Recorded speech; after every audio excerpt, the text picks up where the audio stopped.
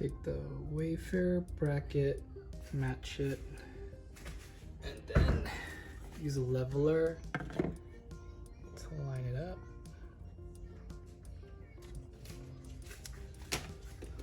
The ones that Wayfair came with are not good. So upgrade to this one. Better grip. Comes with its own drill bit to go through the drywall. Put some painter's tape to catch the dust. Drill on your mark.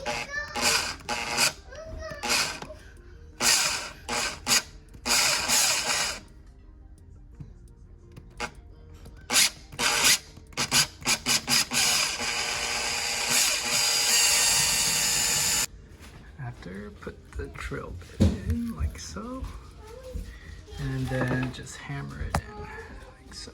Lightly hammer it.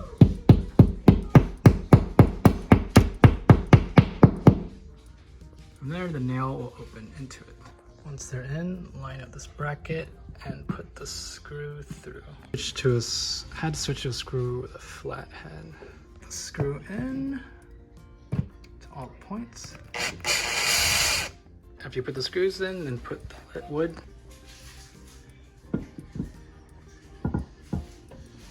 Line it up, put it in.